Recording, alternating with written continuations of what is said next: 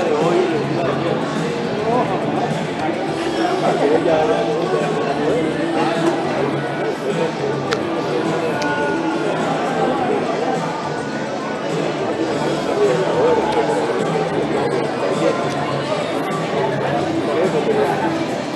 si yo me pongo a lamentarme por lo que digo, es el presente.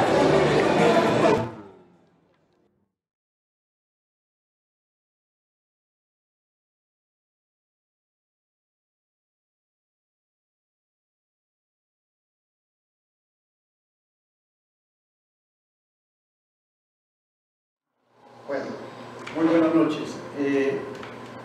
Nos congrega esta noche la llegada a Medellín del periodista cultural Marcos Fabián Herrera, quien ha llegado a dar una charla sobre el gran poeta antioqueño desconocido entre nosotros, Mario Rivero,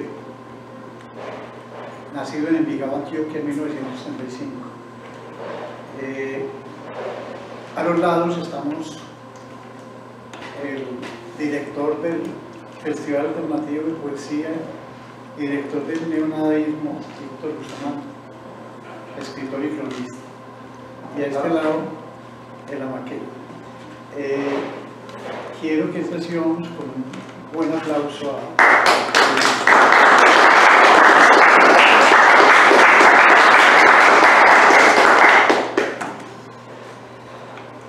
Vuelvo a las calles. Vuelvo a las calles. La paralítica vendiendo crisantemos y margaritas es un buen tema para ti. Hoy más lejos que nunca del Señor del alba y de otras latitudes. El asfalto de las calles es cruel. Veo el sol apoyar el asfalto. El tiempo está en la cara de la mujer paralítica colándose. Por entre sus arrugas, que recuerdan sonrientes, cansadas, sudorosas, yendo diario al trabajo, todas aquellas cosas que ha hecho o ha dejado de hacer. El recipiente del agua seco, las mustias y tristes filas de los gladiolos. El hijo que se emborracha, duerme y procrea, despreocupado de la tierra que le repugna, de la que huye, desde que fue soldado, mientras que va encontrando, al regreso del cuartel, sus amigos de siempre.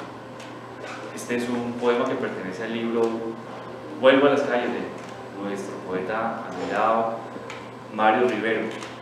Pues agradezco muchísimo esta invitación que me ha hecho el equipo de la Musa Sonámbula, del Teatro de Trueque, a los gestores culturales, al editor y empresario Pablo Quintero, al amaquero Gustavo Zuluaga y a todos los amigos de la Fraternidad de Medellín para venir a hablar de un poeta que he leído desde mi perspectiva de lector de poesía. Esto no pretende ser una charla ni una clase de teoría literaria, teoría poética, no tiene ínfulas de erudición literaria esta conversación en torno a Mario Rivero. Simplemente me propongo revalorar una obra que considero que merece una reivindicación justa en el panorama de la poesía contemporánea colombiana, que merece una relectura desde una perspectiva muy actual, que merece también resignificarse, entendiendo por resignificación superar ciertos rótulos y etiquetas que hacen camino en la clasificación arbitraria y, si se quiere, ligera y frívola de algunos escritores y poetas, pero que estamos obligados precisamente, luego el paso de los tiempos, con mayor serenidad y tiempo, a revisarlos con detenimiento, con pausa y con la calma que otorga el tiempo. Es justo decir que Mario Rivero merece ser estudiado desde múltiples perspectivas. Mario Rivero merece ser estudiado como crítico de arte.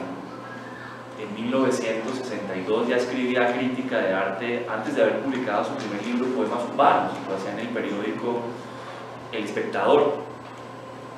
Merece estudiarse como periodista cultural, toda vez que sostuvo durante 17 años el programa Monitor en la cadena radial Caracol. Merece estudiarse como el gran divulgador de poesía que fue. Durante 39 años sostuvo la revista Golpe de Dado, fue su director y su principal animador, secundado por otros poetas como Jaime García Mafra, Fernando Charri Lara, José Luis Díaz Granados y otros más. Entonces, esto es un acercamiento para entusiasmarnos a leer a Mario Rivero desde una perspectiva actual, para estudiar a Mario Rivero, porque merece estudiarse. yo creo que fue muy prolífica su labor como crítico de arte. Recordemos que Mario Rivero es el primer crítico que escribe una monografía sobre el gran patriarca de la plástica contemporánea en Colombia, como lo de Fernando Botero. Es el primer acercamiento serio y riguroso a la obra de Fernando Botero. Luego hace lo mismo con la obra de David Mansur. Y luego escribe otros dos libros que compilan sus 276 críticas de arte publicadas en la revista Diners. Y es ahí en donde nace mi principal motivación. Yo tengo la fortuna de escribir para Diners. Y desde que llegué a escribir a Diners, hablar de Mario Rivero era hablar de una figura tutelar, de una figura legendaria en la revista, de una persona que se consagró como crítico literario, como crítico de arte, y de una persona que dejó un importante legado en el periodismo cultural colombiano. Teniendo en cuenta todo esto, es que he hecho esta aproximación, que insisto, es una exhortación a leerlo, no es una clase de literatura, ¿no? Es una propuesta y una iniciativa para que nos acerquemos a Mario Rivero y empecemos a estudiar a este poeta que precisamente a Maquero, releyendo la abundante y prolífica crítica que hay en torno a la obra del pintor, Andrés Holguín lo llamó una poesía de andar sonámbulo en 1969, en un libro de crítica que publicó Andrés Holguín. Entonces la conexión con los sonámbulos no es caprichosa, ahí hay un tejido espiritual secreto con ustedes. Hay que decir que Mario Rivero se presenta ante la comunidad literaria colombiana como poeta con ese libro de 1958 de 13 poetas nadaístas. Ahí hay un libro de él, aunque a Víctor le agrada mucho que Mario Rivero sea una figura principal y tutelar del nadaísmo, ¿no? Ahorita tendremos ocasión de hablar sobre eso, ¿no? Qué tan cómodo se sintió él con los postulados, con lo que propugnaba el nadaísmo, con las referencias estéticas del nadaísmo. Obviamente hay una corriente de época, o lo que en crítica literaria se llama un aire de época, ¿no? Que coincide, ¿no? Hay un fervor cultural que lo anima. Sin duda alguna son decisivos, ¿no? En su carrera de poeta, son determinantes en la medida en que lo estimulan, ¿no? Es muy famosa una crónica que le dedica a Gonzalo Arango, la revista Cromos, donde habla de la vida, de su vida de impostor, de su vida de permanente tramoyero, ¿no? De hombre de circo, y cómo él arriba a la poesía. También hay que decir que fue una poesía que incomodó a los círculos literarios bogotanos, ¿no? ¿Cómo era la poesía colombiana de 1960 o de la década del 60? Pues era una poesía colombiana que tenía unas figuras como Guillermo León Valencia, ¿no? Que le cantaba a los camellos, a los heliotropos, a las figuras griegas, a los mitos romanos. Entonces, sin duda alguna, la aparición de una poesía como esta fue calificada por un columnista del diario El Tiempo como un terror de bobos ilustres. Así se refirió a él un columnista del Tiempo, que le parecía una pérdida de papel dedicarle espacio a reseñar un libro como poemas urbanos. Entre las curiosidades cronológicas que pude esclarecer es que Poemas Urbanos es un libro de 1963, pero hay una confusión o un gazapo que ha hecho carrera, es que en algunas historias literarias aparece el 66, en otras del 63, entonces por eso encontramos esas fechas y esa confusión. El libro realmente es de 1963. El gazapo se origina, es que aquí tengo la primera edición de Poemas Urbanos, publicada por el sello Antares. Este es un sello editorial amaquero, fue propiedad de Alfonso López Vichense. ¿Sí? Y Este libro es de la Biblioteca Nacional. Este libro me lo facilitó la Biblioteca Nacional. Consulté muchos archivos de prensa de la Biblioteca Nacional. Ahorita le voy a hablar de otros hallazgos que hicimos en la Biblioteca Nacional. Pero hubo un error en el colofón del libro. El libro realmente se publica en 1963, pero el colofón del libro dice 30 de marzo de 66. Fue un error mecanográfico. Ese error mecanográfico ha dado origen a que ese gazapo continúe en muchas reseñas biográficas. Realmente Poemas Urbanos es de 1963. Hay que hablar de dos referentes que son inevitables cuando uno habla de esta poesía urbana inaugural de Mario Rivero. Hay que hablar de un libro que se publicó en 1925, que es Suenan timbres de Luis Vidales. que es el primer gran referente de lo que se conoce como poesía urbana, poesía cotidiana. Muchos críticos consideran que ahí hay un albor de vanguardismo, que ahí hay una piedra fundacional para la poesía colombiana y de que se traza un nuevo sendero para la lírica que se escribía en aquel momento.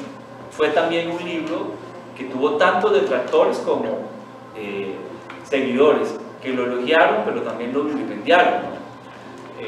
Fue un libro que después fue antologado por Jorge Luis Borges en una gran antología que hizo en 1933. Y ese es como antecedente de lo que podemos considerar poesía urbana.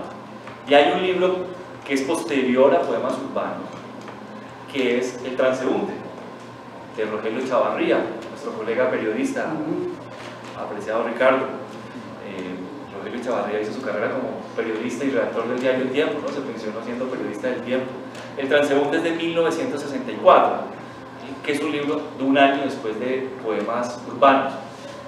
Hablo de estos dos libros y de estos dos referentes porque la crítica en aquel momento, la escasa crítica que había en aquel momento, que era principalmente la de Hernando Valencia Guelque, la de Andrés Holguín, ¿sí? La de Jaime García Mafla y tal vez dos o tres más gacetilleros o comentaristas de libros en la prensa nacional, ¿no?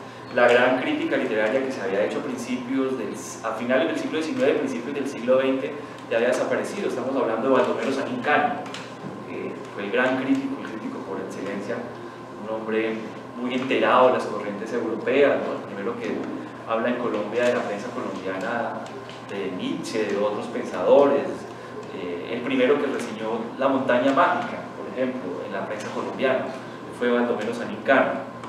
Pero estos dos referentes es importante porque a juicio de algunos hay una retroalimentación, hay un vínculo, hay unos vasos comunicantes entre Suenan timbres, poemas urbanos y El transeúnte de Rogelio Chavarría.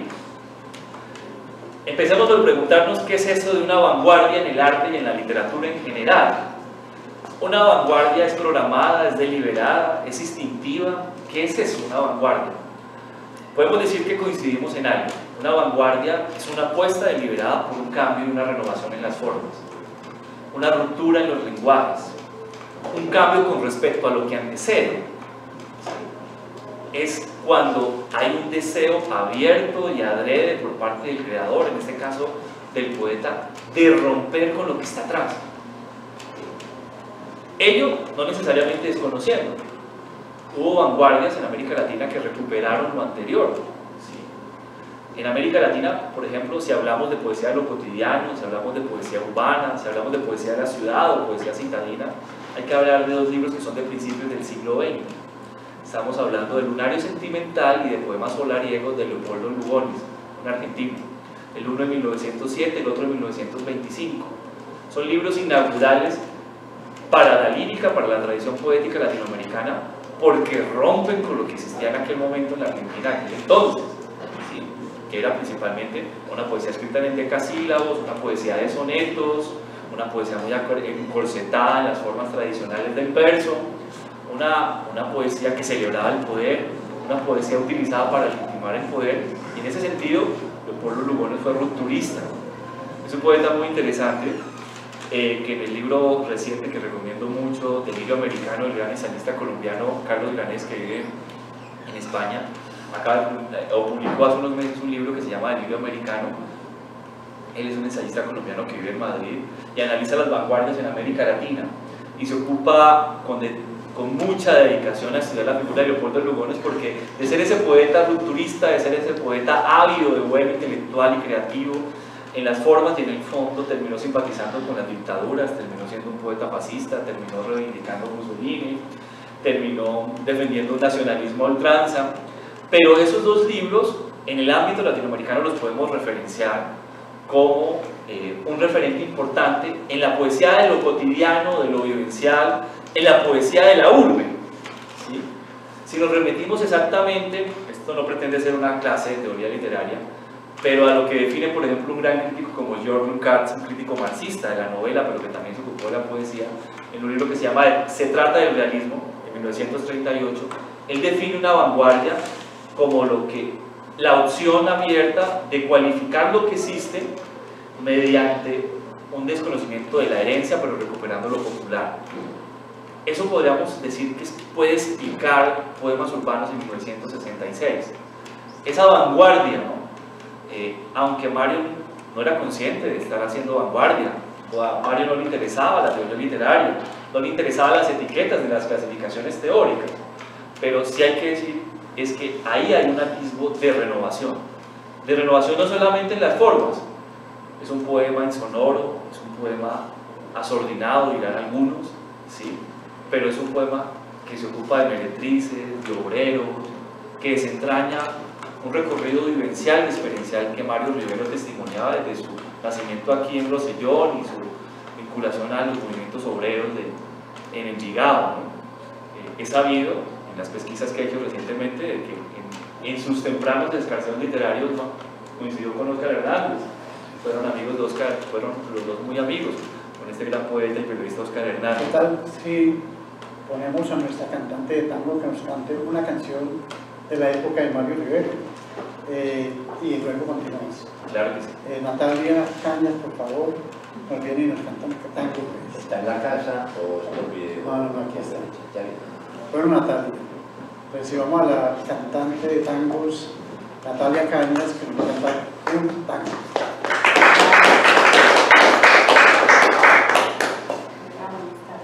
Bueno, ¿dónde? ¿Quieres? Y la pista. La pista, no sé cómo es. ¿Cómo me pone la pista? Si quieres, continúo mientras preparas la puesta y... Sí. Las vanguardias en América Latina han sido interpretadas principalmente como una resonancia de lo que ocurría en Europa. Las han entendido, las resonancias vanguardistas, como una imitación en muchos casos, como emulaciones, como remedos de los movimientos europeos. Cuando hablamos de vanguardias en el mundo del arte, pues nos remitimos de manera inevitable al futurismo.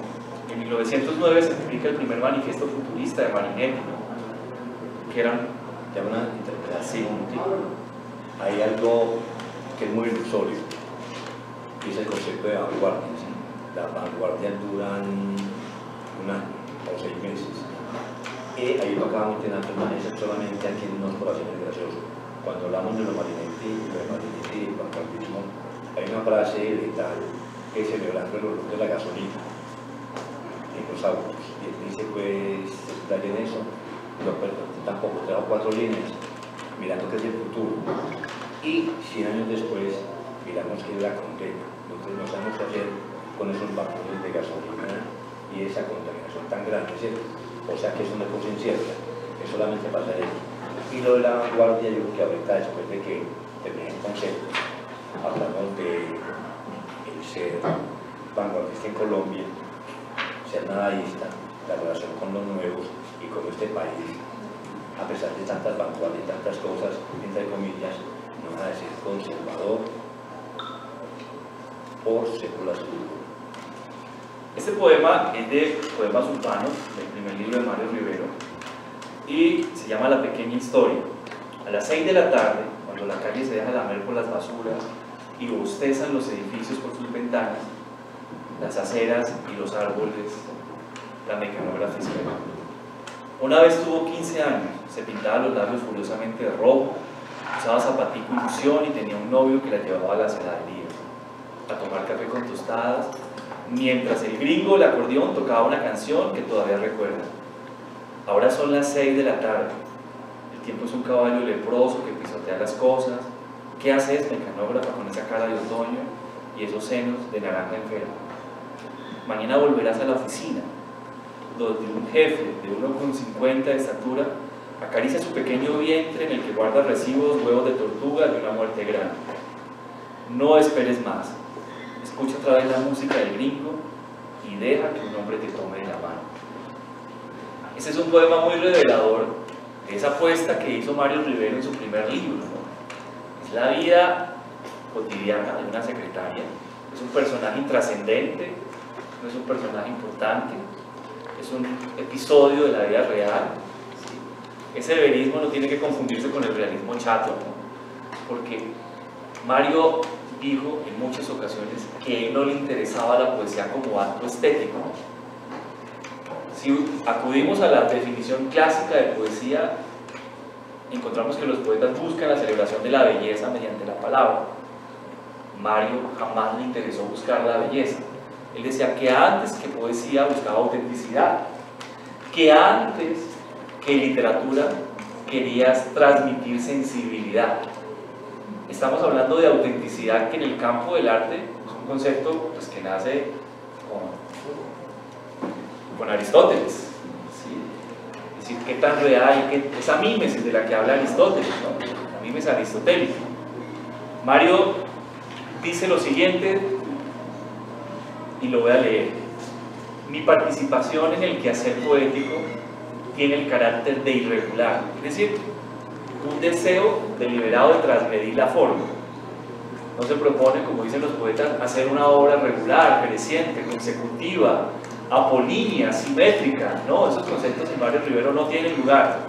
Se deduce de la forma de mi poesía métrica y prosaica y de su tono contenido y directo, que acusa una voluntad poética nueva, un gusto de hablar del mundo y de las cosas con las palabras más comunes, con un lenguaje concreto, con una violencia extrema, puesto que rechaza una tradición fuertemente adherida a los planos retóricos. ¿Será que arranca la tanquera? Nos va a cantar una canción de la época de Mario Rivero. Usted, Natalia Cañas, ¿está preparada ya, Natalia? Sí.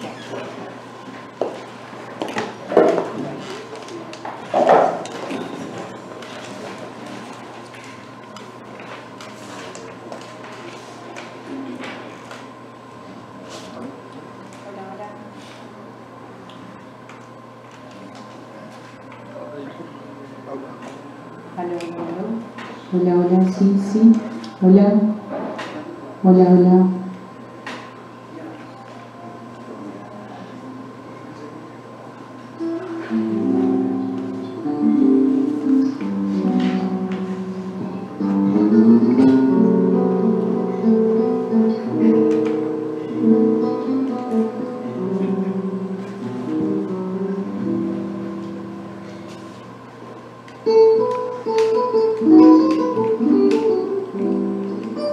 Esta canto se llama Desencuentro.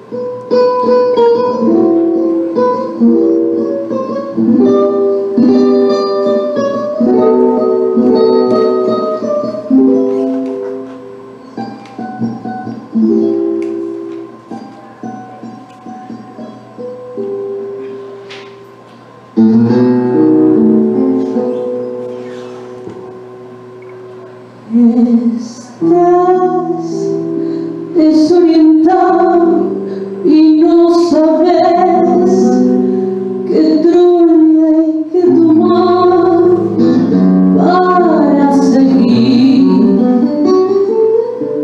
Y en ese desencuentro con la fe querés cruzar el mar y no podés. Una araña que salvaste te dijo que vas a hacer, el hombre que ayudaste te hizo mal, dale que va. Y todo el carnaval gritando pisoteó la mano fraternal que Dios te dio. Ese encuentro, si hasta Dios está lejano, lloras por dentro, todo es cuento, todo es vil, en un corso a contramano, un grupí trampió a Jesús, no te fíes de tu hermano, se te cuelgan de la cruz.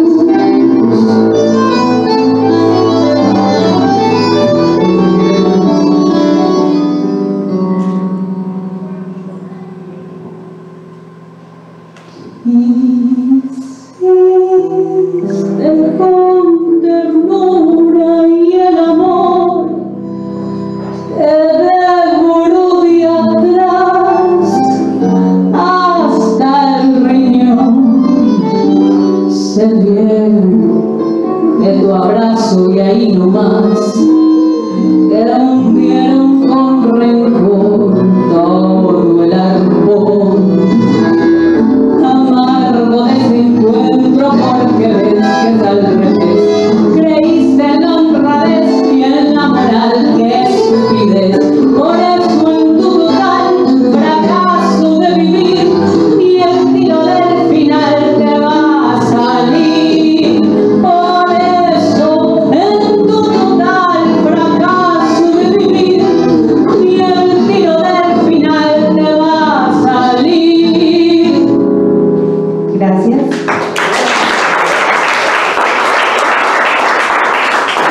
En 15 minutos, otra canción.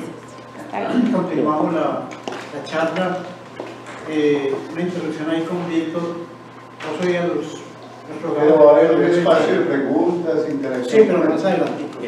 Lo siguiente. Que hay un poema de Sí, sí. que es carta a un amigo que se llama Dios. Sí, sí. Entonces vamos Bueno, a que él le dé forma a esto y luego arrancamos con el hay lo siguiente, ¿no? Como llegó la cantante, llegó a las 8 de la tarde. Entonces resulta que, como vemos, que está el testigo acá. Bueno, resulta que interrumpió la charla, pero no de una manera pues abrumada, sí la interrumpió. Está el caballero hablando aquí muy comedidamente, pero como la cuestión de los tiempos de él era para esto, es que empezamos a hablar, hagamos un pequeño acápite en ese sentido. Recordemos que Mario Rivero, en su juventud, él mencionó ahorita la palabra impostor.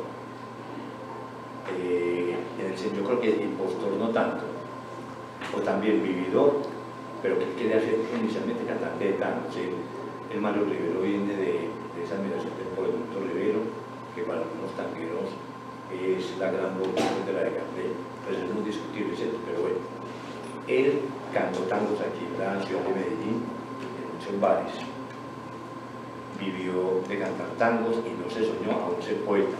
Era un rebuscador, como los Pirrona y Francés. Pero también, cuando se fue para Bogotá, también inicialmente a cantar tangos, se le abrieron las puertas, eso sí fue un gran lector, y tuvo un programa extraordinario, patrocinado por el Peñón de las Ánimas, me acuerdo del Peñón de las Ánimas, porque es algo escabroso, un programa de una lucidez, como siempre la tuvo Mario Rivero, que fue un tanguero, que hay que recuperar esas crónicas, porque como decía ahorita Marcos, nosotros y la oleada del tiempo, las pequeñas vanguardistas, las pequeñas vanguardias que creen que llegan, o los chicos que ganan un premiecito a nivel de aquí lo invitan a un festival de poesía internacional, piensan que también empieza la poesía. La poesía está en la tradición. La única manera de ser original es leyendo a nuestros maestros.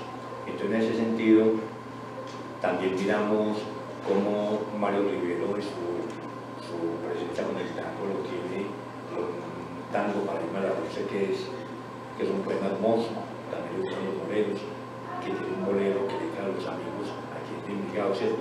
Entonces la pequeña explicación es para el tango y para que el compañero siga la charla que ya tan juiciosa, pero que la cantante llegó y para hacer que no se vaya. No se va a ir, aseguramos la presencia de ella por el resto de la noche. Este es un poema de Mario que está en ese libro, que es Mis Asuntos, que publicó la Universidad Nacional en el 89, y el poema se llama Tango Final. El ruido del trapo de fregar en el piso, sucio de vino y de papeles estrujados. Tu voz insultando a alguien en el cuarto, tu voz insultando siempre a alguien. Mena de pálido, yendo por la casa como un ser en cólera, y el sonido del agua en el balde cayendo solo. Todo esto forma la atmósfera misma del lugar, que cada día uno de los dos decide abandonar. Lugar amarillo devastado, que ya no es más la estación del amor. Y el vocablo que va del uno al otro tampoco es más el signo de un conflicto, sino el eco de la memoria lastimada, del pasado en ruinas. La letra muerta de una derrota que nos ensuciona, y el olvido que espera que exige ser creído, levantando entre nosotros indisolublemente el exilio otra vez. El antiguo infortunio, el miedo también, de habernos desamparado voluntariamente, de tal modo que no existe el pasado con su cortejo de esperanzas frágiles, el envejecernos juntos, o iremos a otro lugar donde sea más fácil vivir, la rampa de ilusiones, remontándonos a cada uno envuelto en el pequeño capullo de seda de un sueño, cuando me preguntas qué se ha interpuesto entre nosotros. Te digo que te equivocas, de bruces desde el suelo, desde el banco de los acribillados, te suplico y angustiadamente busco tu rostro. Tu voz, tal como la vi en la oscuridad, crece en tus ojos, con esa luz cercana a las lágrimas que pueden tener tus ojos de alma. Ráfaga brillante que me persigue, de la que continuamente huyo para no ser absorbido en su asombro. Pero ¿es que se trata de olvido realmente? ¿De la catástrofe del yo? ¿Del asesino del otro en la conciencia, de esa oscura vocación de muerte agazapada, traidoramente negros, bajo los poderes que lo designan y lo retienen? Se podría regresar entonces, se podría cruzar impunemente el umbral de esa puerta, hacer girar la llave de esa prisión sin edificio. ¿En dónde se da vuelta sin fin? Solo entonces sabrías a dónde vas tan distraídamente, con tu casco de guerrera empinachado, tú que te tomaste para ti todo el heroísmo y el peligro, de decir olvídame, la palabra tabú, la contraseña de la ruina, la palabra que habría de maldecir. Escucha, pero hubiera sido necesario detenerse para saber esto. Nuestro pie ha encontrado el último escalón hacia ese país sin salida donde no hay cielo, país eterno cubierto de un hielo definitivo, a donde el amor va a sacudir sus cenizas, sin contacto, sin eco, la tierra más desnuda entre la matriz y la tumba. Es constante en la poesía de Mario las alusiones a balada, a salmodia, a tango. Es una recuperación de las formas prosaicas que es la propia de la música, en este caso del tango, del bolero, pero que él hábilmente convierte en un vehículo para transmitir su mensaje, porque usualmente los poetas se preguntan, ¿yo qué cuento? ¿No? ¿Cuál es mi tema? Y se ha entendido la poesía siempre como escapismo creativo. Se ha asociado no pocas veces al poeta como un ser autista, alejado de la realidad. En este caso, en Mario Rivero encontramos todo lo contrario, ¿no? Es un poeta profundamente asociado a la realidad, porque cree que la poesía es el vehículo y el mecanismo y el mensaje que debe transmitir. Es la realidad lo que le interesa al poeta, no solamente como testimonio, sino como forma de vivenciar su quehacer poético, ¿no? Es la plena vinculación con lo que él vive, siente y percibe. Entonces, ahí el poeta ya no es impostor, Víctor, el poeta es un medio. ¿Sí? No, yo me refería a los oficios. Los oficios que hablamos claro. de eso. Ahora, Marco me ha mencionado la palabra Rosellón. Cuando leemos a Mario Rivero, ¿por qué nos atrapa?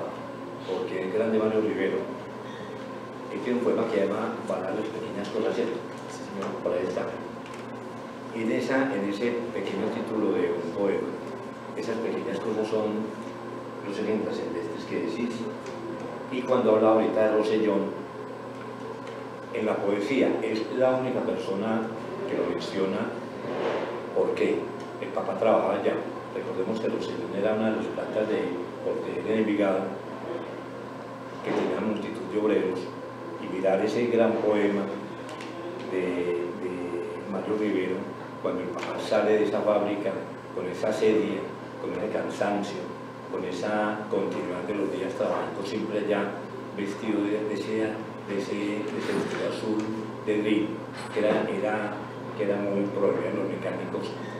Merece un gran poema, un poema corto, pero un poema grande donde uno nota esa sensibilidad de Mario Rivero para percibir eso. Mientras los otros poetas de aquí en Medellín, unos estaban pendientes de estar en Esterfil que hacemos cada noviembre, de espantos, etcétera, etcétera, porque es la cultura de Medellín, ¿cierto? Y también hablando de los chistes paisas, de doble sentido, estamos hablando de los poetas como Jorge Romero Ortiz, el pequeño Neruda de nosotros que hizo carrera, pero bueno, entonces miremos que hay un gran poeta en ese sentido acá, que nos refiere a la ciudad, pero no la ciudad grandilocuente, el gran Medellín, un triunfador lleno de oro, de ganancias, de empresarios, sino el poeta que caminó en la ciudad, que vivió muchos oficios, que fue cantante de tangos y cuya influencia de él, que la influencia no es ningún problema porque son lecturas y regresar uno a los grandes escritores como es Villon, François Villon, que uno ve que está en Rivero, y también están los tangos, esos tangos de él. Ahora de leer un pedacito de Irma la Dulce, que es un poema grandioso. Pero venga, vamos a darle otra vez una cancioncita y... Todavía está, sí. todavía está Ahorita, por al aquí. final. Pero qué maravilla, yo pensé que como Sánchez están ocupadas. ¿Entendés? Qué maravilla. Pues más bien al final. Al final, sí. Ah, no quiso. Bien. Mario expresó siempre su rivalidad con la técnica poética, ¿no? Expresó su incomodidad, ¿no? Él decía: "Esa expresa mi voluntad de presentar al hombre en su circunstancia natural, con sus sentimientos, obras y gestos más cotidianos. No es fácil su éxito, puesto que rompe una costumbre métrica y técnica y adhiere a una nueva concepción literaria en la cual el poeta no inventa, sino que asume su propia esencia y peculiaridad, transfiriendo estos secretos suyos de lo anónimo a lo personal y de lo singular a lo general, en términos no propiamente de belleza, ya lo hemos dicho aquí, no buscaba la belleza, sino de autenticidad, lo que solo puede alegrarse alejándose de los medios formales y técnicos". Este poema está en un libro que se llama Flor de Pena. En la penuria de la noche, en la casa embosada, el hombre al filo del amor, abandonado y fugitivo. Ya conoce el asalto de la helada, la flecha del granizo, pero enfrente, junto a la cama, en la pantalla transparente, ella, que acude puntual y casi como a una cita secreta, le hace entrar por todos los poros como una novia fragante, un bagaje en primavera. No es una poesía que aspira a la literación, a la perfección sonora, ¿no? Eufónica del poeta, ¿no? Mario no tiene esa preocupación. Ya lo adelantó Víctor, pero Mario confesó en muchas ocasiones cuáles eran sus tres grandes influencias y los tres libros que releía permanentemente. Ya mencionó a François Villon, ¿sí? Pero releía permanentemente a Whitman. ¿Sí? Realmente el libro que le permite a él creer de que puede ser poeta y de que puede escribir poesía y acercarse a la poesía es Hojas de Hierba. Dice que leyó con 19 años Hojas de Hierba completa y que lo releyó en 4 veces. Pero después dijo en muchas ocasiones que el libro que releía permanentemente y el único libro de poesía que volvía eran los cantos de Rapón. ¿Sí? Entonces, si analizamos estos tres poetas, podemos encontrar ahí evidentemente un influjo de esa estética americana, ¿no? En el caso de Whitman hay una cercanía en el tono conversacional, ¿no? Que emplea Whitman, pero también en lo que se propuso hacer, por ejemplo, de Rapón, en el desciframiento de la cotidianidad en sus cantos, ¿no? Esta ambiciosísima obra poética de Rapón, ¿no? Que acaba de ser reeditada en España en 4 tomos. Mario que volvía una y otra vez a estos autores, ¿sí? Tanto a Whitman, a Villon y a Rapón. Hay que decir algo adicional. Les dije al principio de que hemos visto siempre a Mario como el poeta urbano por excelencia, ¿no? Poeta citadino. Si se analiza y se lee toda su obra de manera muy juiciosa, pues vamos a encontrar de que su poesía no fue exclusivamente urbana, ¿no? Hay un Mario maduro en donde él se ocupa de su niñez, él se ocupa de los amores fallidos, como este libro Poemas del Invierno. Él se ocupa de cuestiones metafísicas en su tono coloquial, pero lo sigue haciendo, ¿no? Como en salmos penitenciales. En El Pintor de la Vida Moderna, Victor Charles Baudelaire dice que una de las condiciones del poeta moderno es interpelar a Dios, despojarse de la idea de Dios o de dioses. Vamos a leer 2 poemas que están en este libro, La balada de los pájaros, que está precedido de una de las notas más logradas que yo he leído sobre Mario Rivero, que la hace Héctor Rojas Herat. Es tan breve que la voy a leer. Indignación del ser en la palabra. En el fastuoso rigor de este poema de Mario Rivero se conjuga la maldición, la piedad, la ternura y la esperanza. Veremos entonces ascender una infancia campesina arrullada por el viento. En ese mismo recuerdo aparecen los pájaros de horror y los pájaros del trino. Rivero hace alarde de una finura evocativa donde cada palabra está ebria de alegría, de sudor, de lástima y de sangre. Es un poema no inspirado sino padecido. El ímpetu exprime el nombre de cada víctima sin nombrar a ninguno. Es en suma un poema que nos entrega el sufrimiento de un país cada día alimentado por el horror de ver convertidas las variantes del crimen en una atónita normalidad. Lo dice Héctor Rojas Erazo. Voy a leer este fragmento. Cadáveres suspendidos de árboles, incinerados o degollados a machete, los cuerpos sin cenizas, arracimados boca abajo humillados, en la uniforme suerte del destino común, o arrojados al roer incesante de las aguas que devuelven los cuerpos a las riberas. Entre el pudrir de mangos y mameyes en las tierras calientes, en tanto que indolentes relucen los cielos, porque, y esto es lo que no se dice, en todo aquello no había Dios, que era mejor no saber. Que a todo desespera, se sabe, se dice, se sabe en el obligado trotar de algunas piernas, que hay torrentes de infamias por cobrar, y un resto de armas en las bóvedas de los montes, en los escondrijos secretos, y nombres de familias enteras condenadas al exterminio en la lista negra. Es un poeta que se retrotrae a su infancia, esa infancia de la violencia, de la hostilidad, de la guerra bipartidista que padeció Colombia, y esta balada de los pájaros es un retorno a esas vivencias infantiles. Él lo dice en la nota introductoria, ¿no? Cree que como poeta está obligado a retomar esos episodios de la niñez desde su vehículo de comunicación, desde su instrumento que es la poesía. ¿Sí?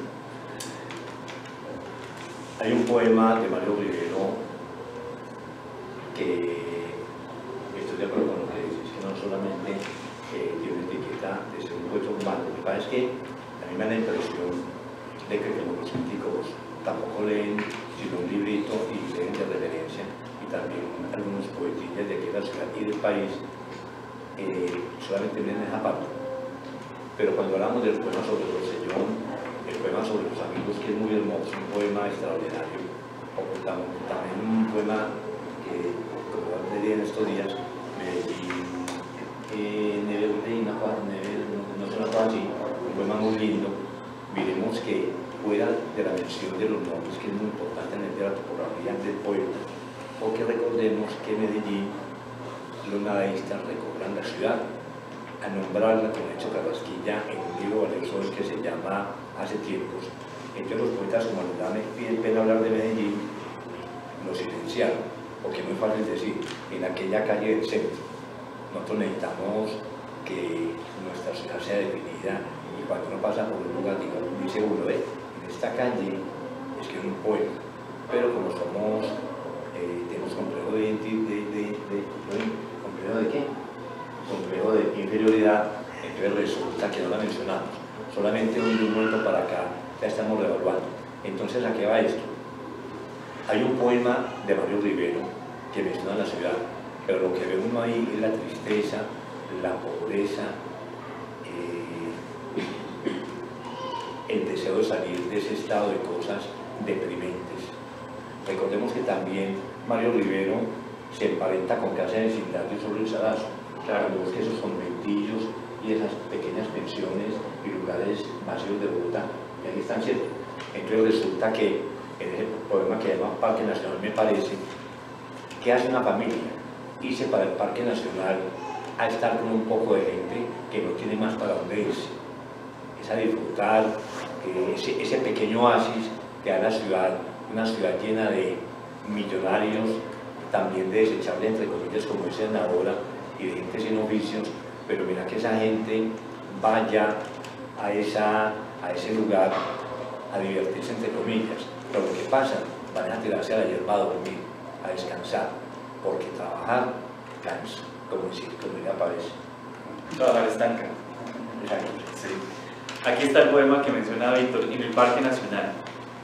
¿Qué vas pues a buscar la gente cuando se decide a estar confortablemente allí, tendido sobre una colcha de verde césped, con el aspecto de prisioneros que hubiesen logrado evadirse, aunque la cadena no existe, la abocarán en cierto modo como si no lograsen desprenderse de ella. La pareja de enamorados que avanza lánguidamente apoyados el uno en el otro, como empujados por el aire dulzón y tibio. La vendedora de crispetas con el vientre puntiagudo y la boca desdentada. El rentista que trae esa frescura de la ducha, la afeitada y la colonia, viendo pasar la vida desde el balcón del observador, como quien se sabe al abrigo de la calamidad. O ese casi buen burgués con la guayabera a cuadros y la cachucha, la deportiva actitud, el estudiante que vaga con un libro en la mano y ensoñaciones del género de paseante solitario, el vagabundo amodorrado, estático, la pareja soldado o el hombre cualquiera, el individuo mínimo que acaba de sentarse, el pobre pero orgulloso jefe de familia, al frente de su prole aceptando todo con un espectro de sonrisa dispuesto a pasar la mejor de las tardes posible. O esa niñita armada, un gran ringlete de papel con sus ojos azules viscos que parece estar lanzándose el uno al otro, una larga migarada de congoja, o estas sirvientas demasiado rozagantes como sirenas comprimidas dentro de sus pantalones, demasiado ajustados y demasiado nuevos. Ellos simplemente habitan el mundo, en la pausa del domingo. Simplemente buscan arrojar su cuerpo en la hierba, entre cartones de yogur, cáscaras de naranja, papas fritas, botellas de cerveza. Disfrutarán del sol antes de volverse a sumergirse en la eyección de una vida desfavorable y larga, de nuevo en la prisión de su casa ciudadana, debatiéndose en la búsqueda oscura de algo diferente, soñando otra vez con el domingo. El solo hecho de estar al aire libre, de poder respirar a sus anchas el aire puro, que puede muy bien no ser más que el vapor de tierra y de orina que sube de los prados, tornará sus trabajos menos pesados. La mayoría sabe cómo permanecer de pie, o andar al trote usando las manos durante la semana. Una pelota atraviesa sobre la grama seguida de una voz en la que transparece una insistencia terca e infantil.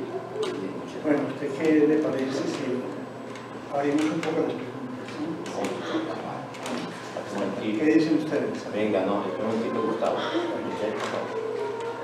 5 minutos más y finalizamos. También que se les pasen las preguntas. Porque la gente quiere preguntar cosas. Espera, un momentito, Gustavo, sí, todavía falta. Un momentito. Vea, ahí lo siguiente. Hay una parte que hemos mencionado y es la vida de Mario Rivero aquí en Medellín, cuando hizo el trabajo de Leemos o una revista Alberto Escobar, que fue su gran amigo. Mirar a Mario Rivero, el gran poeta que se convirtió en Bogotá y el gran crítico y el gran director de una revista. Mario Rivero ofició en Semana Santa, él era un tipo de una presencia y que la gente pensaba que era argentino. Es más, él hablaba argentino a las mujeres y por eso las conquistaba. ¿Cierto? Mario Rivero vivía en los bajos del Teatro Metro Avenida y las novias lo llamaban al teléfono que había en la calle. Yo no sé cómo se ideó ese número para encontrar, y de ahí hacía todos los casos amorosos y les hablaba argentino. Y en Semana Santa Mario Rivero era Cristo, Jesucristo, y ahí estaba en un circo ambulante que iba por los barrios altos. Entonces ahí lo acompañaba Alberto Escobar, que es un gran poeta de nosotros también, y una vez me contaba Alberto Escobar lo siguiente: Mario lo crucificaba, estaba ya con las manos abiertas, entonces él decía: Señor, hoy te entrego mi espíritu, y entonces se quedaba así, y al rato decía: no se le olvide venir a la función de las 6 de la tarde, para que pudiera sobrevivir. Otra cuestión es la siguiente: uno piensa que los festivales o la cuestión de poesía es de apenas de ahora, no. Los nadaístas iban, vamos a la cena, iban a recitar poesía para compartir. Y una vez con Alberto Escobar y Eduardo se quedaron en la ceja borrachos. Tuvieron que esperar el carro hasta las 4 de la mañana con la plata que le habían pagado de allá. Se vieron el capacete, que es la parte de acá de la escalera, y me contaba Alberto que el Mario era muy vivo. Llegaron aquí en Medellín y se despertó con el dinero que le habían pagado de yo. Otra cosa que contaba Alberto, que fue muy amigo de él, fueron amigos toda la vida. Mario siempre fue de Guayaquil, allá fue donde se fue Santander. y resulta que Mario tenía noviecitas que eran prostitutas, pero Mario, como era tan bonito, las mujeres le dan plata. Entonces les va a contar esta cuestión que parece mentira. Iba Mario con una copera de esas, o una de la calle, se iban para una pensión, se iban los tres. Mario se ponía hacia la boca una muchacha y Alberto se ponía a leer un libro de Milagros en el mismo cuarto. Entonces Mario ya sabía dónde la muchacha guardaba el dinero que se había ganado y metía la mano bajo el colchón y se le traía la plata. Y cuando están ya muy borrachos decía Mario, no, qué pena con la muchacha, y le metía la mitad de la plata. ¿Sí? Y otra cosa que es la siguiente, Mario siempre fue nadaísta. Mario tuvo la ruptura con el nadaísmo, con Gonzalo Arango, por esta cuestión. Decía Mario Rivero, es que el nadaísmo es algo de Gonzalo que quiere ser muy místico y nos quiere matar a nosotros. Y decía Gonzalo, no, la mano es por el lado. Lo que pasa es que Mario le gustan mucho los cafés, los tangos, y no se aguanta la tristeza. Esa tristeza de los tangos no le gustaba a Gonzalo. Eso está por el punto de vista. Bien, pues yo también quiero finalizar con algo anecdótico y una observación final sobre la obra en general de Mario. Les agradezco mucho a ustedes la atención. Este ha sido un reencuentro y una posibilidad de leer de manera más sistemática, organizada y profunda la obra de Mario Rivero, de hacer una revisión de toda su producción poética. Yo estaba en una cafetería en La Candelaria, es un lugar que frecuento mucho por razones de trabajo, y me estaba hablando con una persona sobre Mario Rivero, que estaba buscando absolutamente todos los libros de poesía de Mario Rivero. En total publicó 13 libros de poesía. Aquí tengo 10 de esos 13 libros de poesía. Y una persona se detuvo mientras pagaba el café en la caja, se quedó absorta ahí mirándome, y después se me acercó y me dijo, ¿por qué está investigando a Mario Rivero? ¿Cuál es su interés en Mario Rivero? Entonces me dijo, yo fui muy amiga de Mario Rivero y veo que usted está buscando los libros y le quiero obsequiar los libros que tengo firmados por parte de Mario Rivero. La señora se llama Adela, no puedo dar el nombre porque ella es Adela, y cuando fui a reclamar los libros a la casa de ella me dijo, pues Mario siempre estuvo enamorada de mí, y cuando yo enviudé me propuso matrimonio, pero yo me asusté, que no era capaz. Yo ya había tomado un taller de poesía con él en la casa Silva, digo, pero Mario estaba tan obstinado en conquistarme que me enviaba los libros firmados. Tengo este libro, ¿no? Ella asegura ser la protagonista de este libro, Balada de la Gran Señora, porque era una gran señora, esposa de un militar de mucha jerarquía en Colombia, que estuvo en la comandancia de las fuerzas militares de Colombia. Ese señor murió, y cuando él muere, Mario le propone a ella que se casen. Voy a leer este fragmento de la Balada de la Gran Señora. Doña Adela cree, ella asegura que es la gran señora que inspiró este libro. Tus ojos son como un tigre, mirada iluminada por el sol, años, ojos de cobre, de oro duro, hacen revolotear las malezas, hojas, humo, la presa fácil despellejada y ensangrentada, la tristeza de los sábados con la nariz alta de orgullo y el aire hollado de plumas. Yo creo, luego de releer a Mario Rivero, espero concluir un texto sobre Mario Rivero. El año posterior a la muerte de Mario Rivero en España se publicó la obra completa de él, lo publicó la Fundación BBVA con compilación y prólogo de Federico de Granados. No, en Colombia no se consigue. No, en Colombia no se ha editado la obra completa. ¿Sí? La Manquero me insiste que le haga la propuesta del Carro y Cuervo y que edite la obra completa. Yo creo, a Manquero y Víctor y demás compañeros, que Mario, más que un poeta urbano, es un poeta moderno. Es un poeta esencialmente moderno, porque cumple con el propósito que tuvo esa poesía moderna que enarboló Baudelaire, el pintor de la vida moderna. Es la vida cotidiana vivenciada de la poesía. Es esa mirada perspicaz y aguda en torno a los acontecimientos que permean, influyen, y el poeta que no se divorcia de la historia. Realmente el poeta moderno está no haciendo la historia, pero sí se siente parte de ella porque la logra testimoniar. Entonces, para mí, Mario Rivero, antes que un poeta urbano, es un poeta esencialmente moderno. Gracias a ustedes por la atención y la idea es que releyamos a Mario Rivero.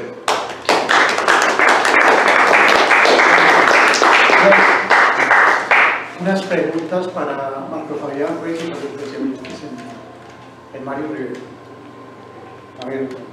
Mario Sánchez. No, lo que pasa es que al inicio de la charla estabas hablando pues que, digamos, el antecedente, sí, digamos, suenan timbres, pero no mencionaste por lo menos la balanza, los elementos del desastre, dos libros muy importantes los de Álvaro Mutis, que pues son efectivamente poesía urbana y una poesía muy moderna, muy contemporánea.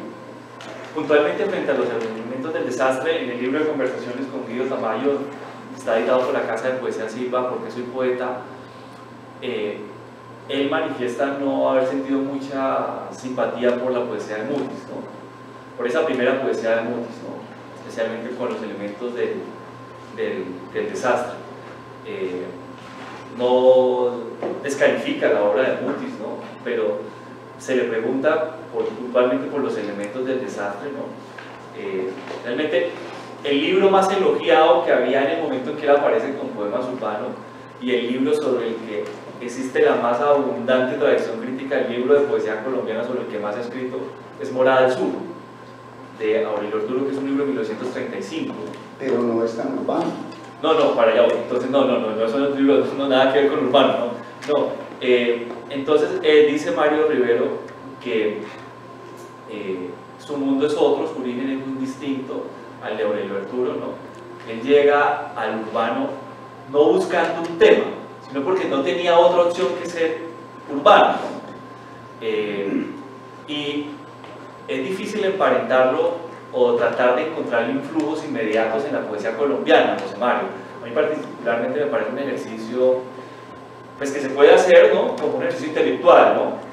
Pero a partir de los testimonios de Mario, a partir de lo que fue su evolución como poeta, pues hay que decirlo que él no se sentía muy identificado con la tradición colombiana, ¿no? Él leyó mucho poeta norteamericano, muy seguramente habrá leído la Beat Generation, sí, eso los leyó y los devoró, sí, se identificó mucho con ellos, con todos ellos, con toda con Jack Kerouac, con Alex Gilbert, sí, pero puntualmente frente al caso Mutis, él dijo eso, o sea, lo que te estoy diciendo, no soy literal porque no tengo aquí el libro en las manos, el libro es difícil de conseguir, está agotado, pero el amaquero lo va a conseguir, no sé de qué manera, lo va a piratear, no sé.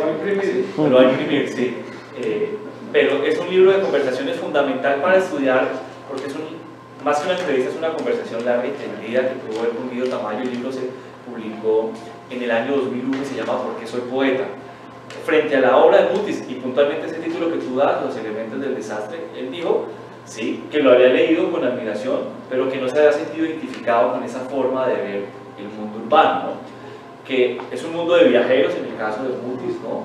Es el desastre, sí, como elemento poético, es la ruina, ¿no? La decrepitud del mundo, ¿no? Principalmente el epicentro que inspira ese libro, que es un libro muy fundamental y que es un gran libro de la poesía colombiana. Bueno, y también te quería preguntar por ese momento, digamos que él estuvo cercano a la Casa Silva, sobre todo, ya eso sería como un chisme, pues, pero creo que fue esposo de Mercedes Carranza, ¿cierto? No. Mi esposo fue Juan Luis Panero. Ese chisme. Él nos dominó dos esposos. Ese chisme sí es tuyo. Los esposos fueron Fernando Garavito y Juan Luis Panero y no más. Sí, claro. María Mercedes tuvo una hija con Fernando Garavito que se llama Melibea. La recuerdo perfectamente, tiene 2 años más que yo, me lo dijo en una ocasión. Y bueno, el otro compañero de María Mercedes fue Juan Luis Panero, el poeta español, ¿no? No, la viuda de Rivero vive, y vive en la casa en donde vivió toda la vida con Mario, ahí en la Candelaria, en la misma calle donde está la casa de José María Vargas Vila, allá a 2 cuadras del Chorro Quevedo. No, la viuda vive. Mario orientó ese taller de poesía del que tú hablas durante 10 años en la Casa de Poesía Silva, ¿no? En la Casa de Poesía Silva, pues Juan Manuel Roca, muchos otros poetas orientaron talleres, ¿no? eran muy concurridos. Me lo dijo Adela, ¿no? Que participó, a Mario le iba muy bien con esos talleres, ¿no? Hay un mito que se ha extendido entre algunos periodistas culturales en Bogotá, que es un mito, no tiene asidero alguno. O sea, Mario reseñó y hizo crítica de arte pues en una vitrina y en un medio como Diner. Cuando Diner tenía un tiraje de 20.000 ejemplares, era la revista cultural y de arte y de viajes de mayor circulación en el país, ¿no? Varios pintores, entre esos Eduardo Ramírez Villamizar, el mismo Botero, le regalaron cuadros, ¿no? Algunos los conservó, otros los vendió a galeristas de Estados Unidos. Eso le dio un dinero, pero eso no hizo a Mario millonario, ¿no? Eso no lo convirtió en un rico, ¿no? Hay un mito, es que Mario murió siendo muy rico porque comercializaba arte. Sí, eso es mentira, sí, eso es mentira. Sí, pero es frecuente, Amaquero. O sea, a mí me han preguntado, ¿es verdad que Mario hizo plata con Diner? ¿Le pagaban la columna a Ricardo? ¿Tú hijos? No, yo siempre hablo de un hijo de él. no, pero no fue él. Es de la esposa, pero no, es de la esposa. Era un hijo adoptivo, sí, un hijo que adoptivo. fue de la televisión, yo no sé por qué tan empatiza. Sí, pero no tuvo hijos. El hijo que él crió, formó, es de quien fue su compañera toda la vida. Sí. Pero sí, ese mito ha corrido de que Mario murió siendo millonario porque comercializaba arte, ¿no? Entonces, varios pintores que lo querían, que lo apreciaban, pues, hizo la primera monografía sobre Fernando Botero, entonces le obsequió un cuadro que, pues imagino que cuesta mucho, ¿no? Pero de ahí a que Mario Rivero se haya hecho rico gracias al arte, no. Es impreciso y es falso. Bueno, ¿qué tal si seguimos con las canciones? Sí, escuchemos a la cantante, por favor. Disfrutemos a la cantante. Sí. Porque tenemos 10 minutos, porque la sala tenemos que llegar a las 6:30.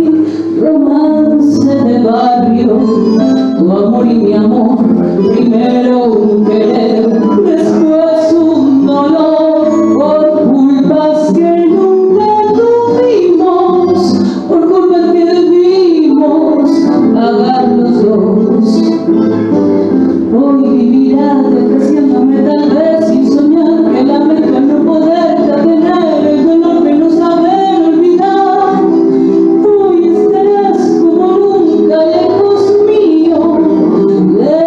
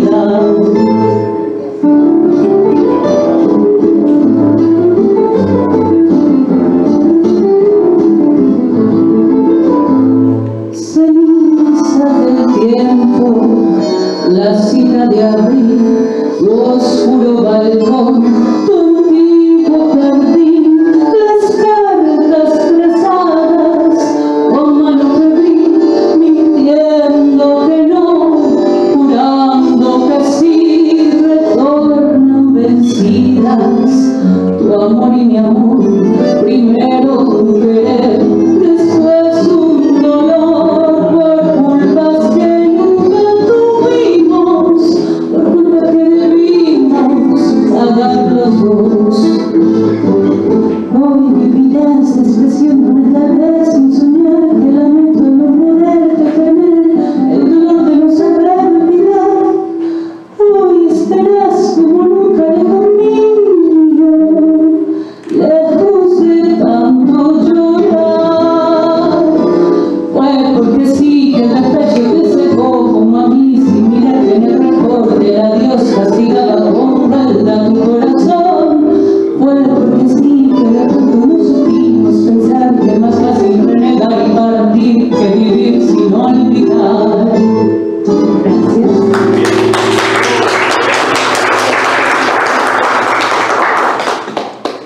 Entonces acá, esta es una programación del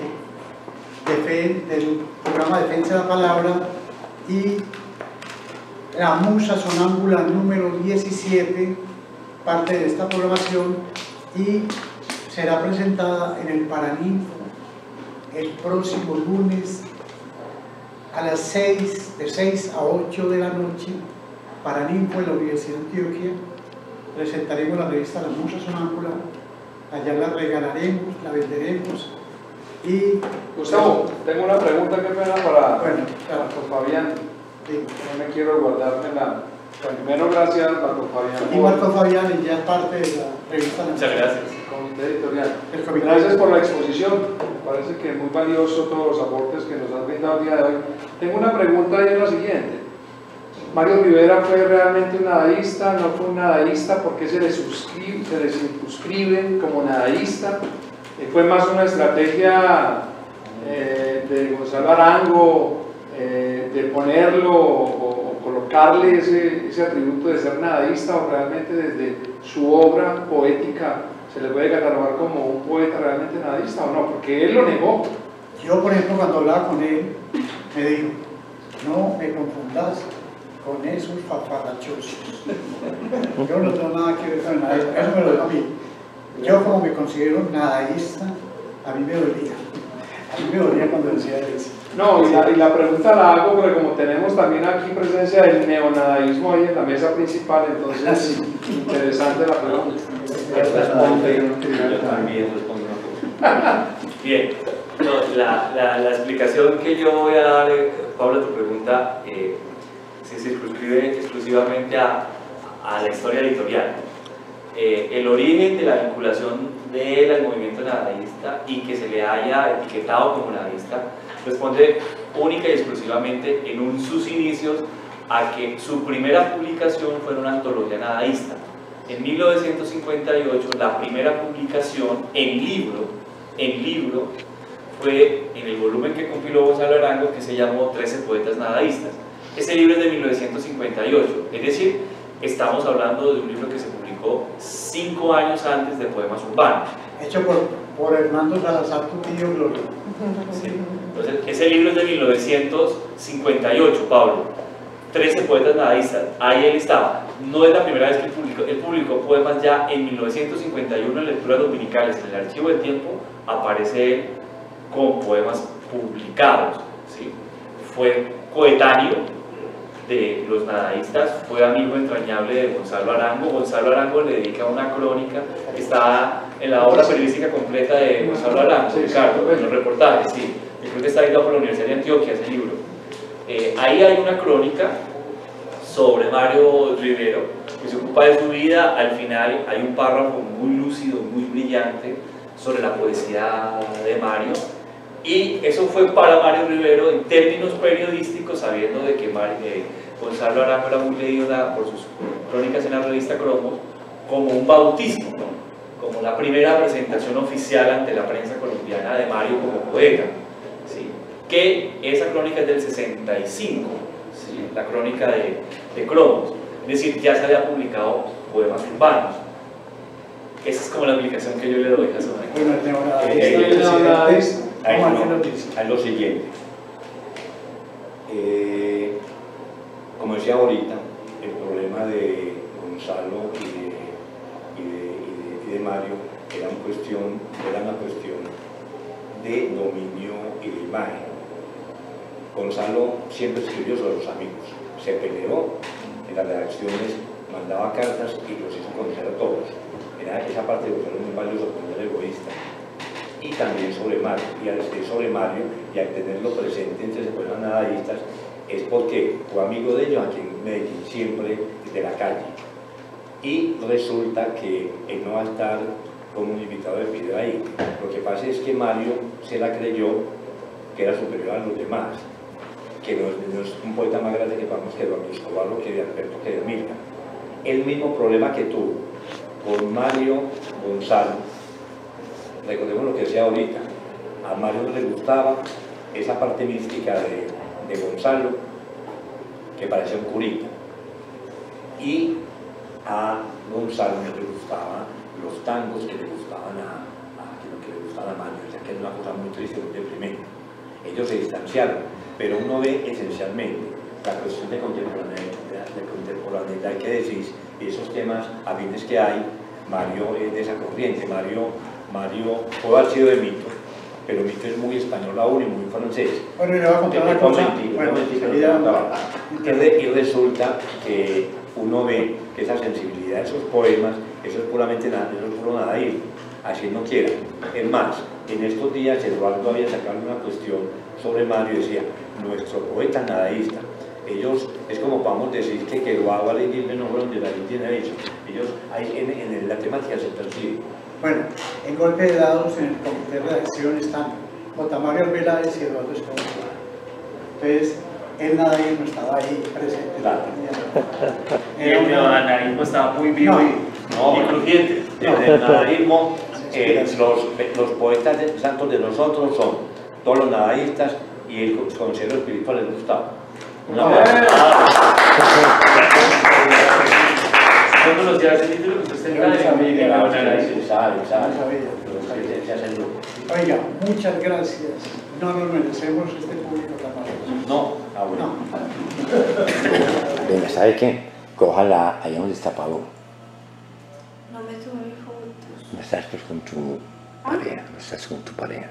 No me tomé fotos que no me gustan. Venga, venga.